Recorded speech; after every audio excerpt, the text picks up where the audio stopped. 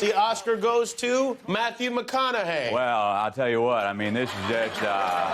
La ressemblance est vraiment frappante. Ce très bon imitateur est encore plus convaincant grâce à un hyper-trucage, le fameux deepfake. En superposant sa voix et le visage de celui qui l'imite, l'illusion est presque parfaite pour faire rire. Mais le procédé est par contre utilisé avec des objectifs beaucoup moins louables, notamment à des fins politiques. On en a vu qui sont vraiment bien faits. Donc, par exemple, pendant la campagne électorale en Grande-Bretagne l'année dernière, on en a vu là, des deux candidats qui s'endossaient mutuellement. De plus en plus fréquente depuis 2 ans, cette technologie se répand par le biais des médias sociaux, surtout Facebook. D'ailleurs, le grand Manitou de Facebook, Mark Zuckerberg, est devenu lui-même une cible d'hypertrucage, en lui faisant dire qu'il contrôle le monde. One man with total control of billions of people's stolen data. Quelqu'un qui regarde ça sur son téléphone, ça a l'air tout à fait légitime. Oui. Mohamed Daman est chercheur spécialisé en hypertrucage.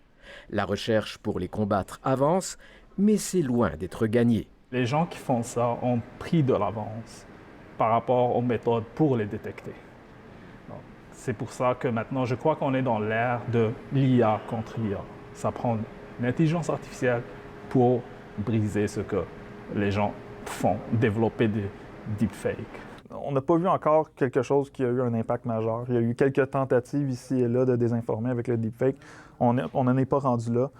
Mais Facebook, qui promet maintenant de filtrer et d'interdire ce genre de vidéos néfastes, prend la menace très au sérieux et s'associe à Microsoft pour demander l'aide de chercheurs en lançant un grand concours avec à la clé une bourse de $1 million. C'est un concours pour détecter ce qui a été créé comme hypertrucage.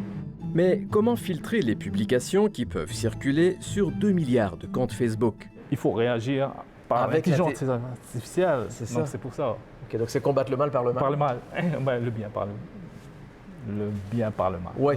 You never know with this president of the United States. So that's what happens. À côté des deepfakes, des hypertrucages contre les politiciens, il y a maintenant les shallow fakes, des vidéos moins sophistiquées où on change par exemple la vitesse ou l'ordre des mots pour déformer la réalité. Et ça, c'est vraiment elle qui parle. On a simplement ralenti. Donc, à certains égards, ça peut être plus convaincant. Et ça fait pas partie de la nouvelle politique de Facebook, là. Non.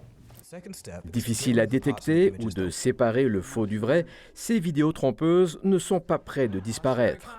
Et de plus, quand on vérifie une information qui est déjà virale, on est à la remorque. Puis la vérification ne deviendra jamais aussi virale que la fausse nouvelle. C'est aussi ça, les aléas du progrès technologique. Ici Frédéric Arnould, Radio-Canada, Montréal.